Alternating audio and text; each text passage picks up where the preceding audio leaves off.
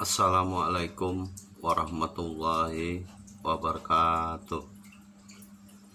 Muslimin muslimat yang dirahmati Allah dan pemirsa dimanapun Anda berada. Untuk kali ini izinkanlah saya menyampaikan yaitu tentang niat sholat di dalam ma'rifat. Sholat adalah kewajiban kita selaku muslim untuk menjalankan amal ibadah kita. Maka izinkanlah saya mengucapkan puji syukur kehadirat Allah Subhanahu wa Ta'ala karena atas izinnya sehingga saya bisa menyampaikan sedikit tentang ilmu amal ibadah. Dan tidak lupa juga saya sampaikan selawat dan salam kepada junjungan kita Nabi Muhammad Rasulullah Shallallahu Alaihi Wasallam beserta keluarganya dan sahabat-sahabatnya dan kaum muslimin muslimat yang dirahmati Allah Subhanahu wa Ta'ala. Di dalam melaksanakan sholat, di dalam ma'rifat, yaitu kita sama-sama, baik syariat sama-sama, yaitu yang pertama harus kita jalankan yaitu tentang niat.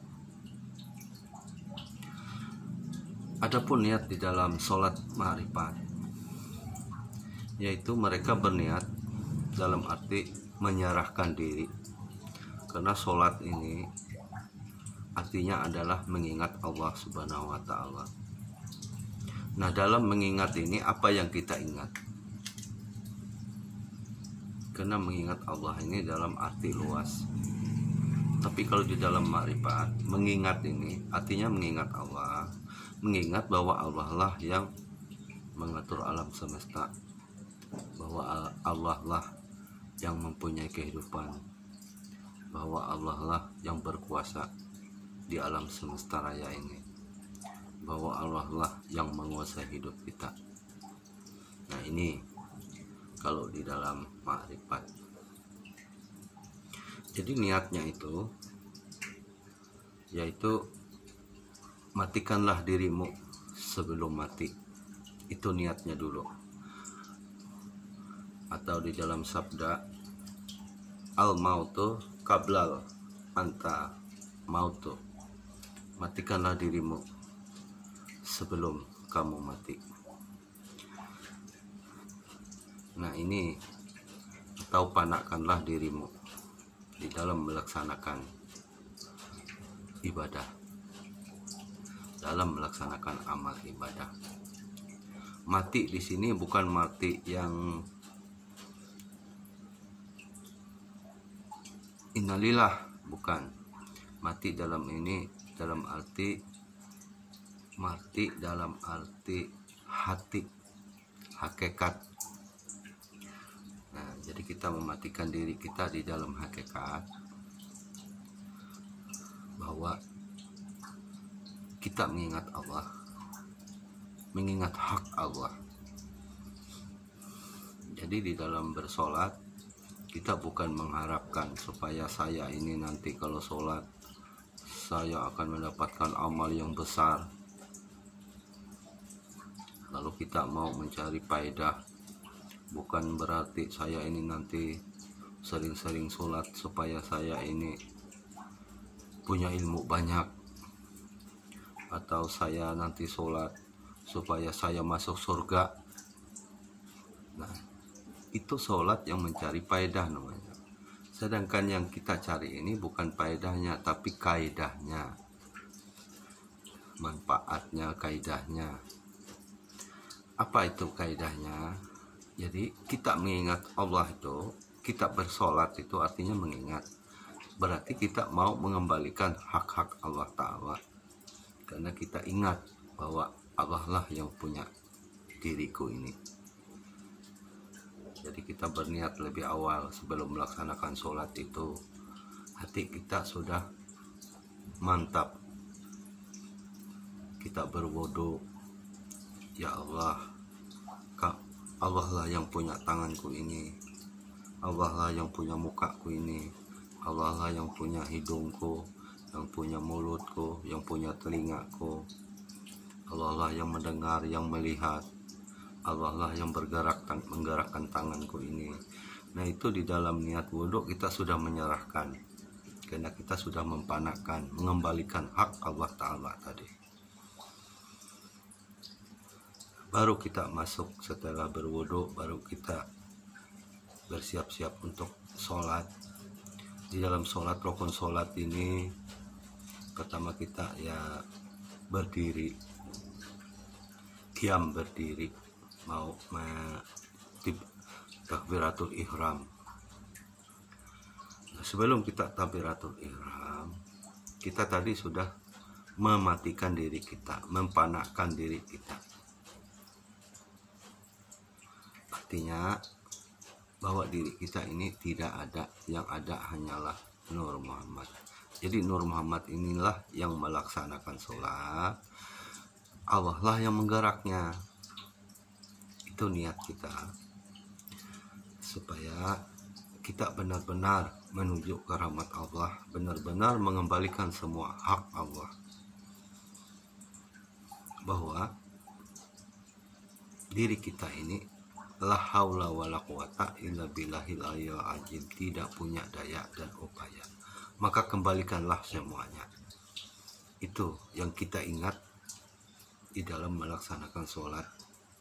Jadi kita tidak mengharapkan apa-apa, hanya mengharapkan kembalinya semua yang ada kepada Allah Subhanahu wa Ta'ala, kepada hak Allah Subhanahu wa Ta'ala. Kalau kita mau mengharapkan surga, itu adalah tergantung anugerah dari Allah. Baik itu pahala, baik itu surga, itu adalah tergantung anugerah. Kita serahkan semuanya, kita serahkan semua diri kita hanya kepada Allah Subhanahu wa Ta'ala. Jadi itulah makna dari sholat. Jadi ketika kita mau mengangkat takbiratul ihram, kita sudah panakkan diri kita, kita hilangkan pikiran kita, kita hilangkan pekerjaan kita. Jangan kita mengingat pekerjaan kita, mengingat anak kita, mengingat harta kita, mengingat dunia ini dan keramaiannya dan sebagainya. Fokuskan ketika kita mengangkat takbir, berarti kita sudah menyerah, karena kita sudah mengucap aku sholat karena Allah. Artinya kita kembalikan semua. Maka disitulah kita akan menemui kelezatan, khusyuknya di dalam bersolat. Karena kita sudah berhakikat, hati kita serahkan. Karena kita mengingat Allah itu mengingat hak-haknya.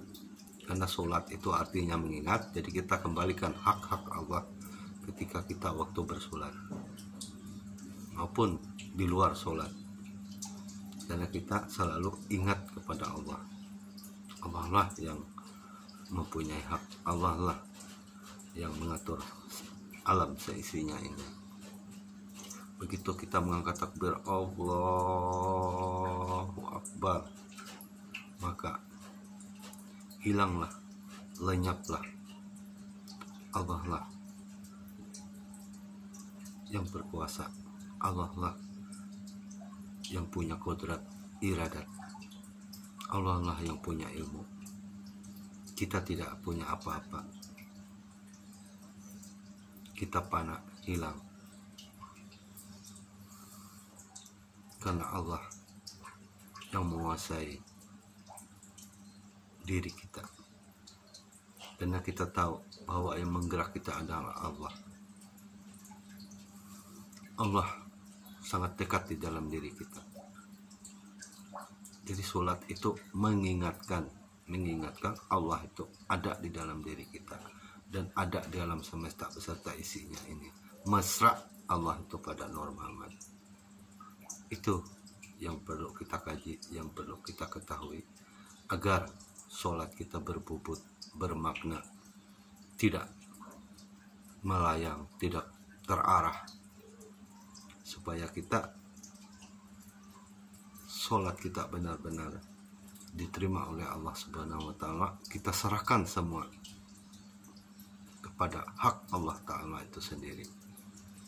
Baru itu yang dinamakannya sholat yang khusyuk, karena diri kita ini tidak mempunyai daya upaya, hanya Allah lah yang punya kuasa.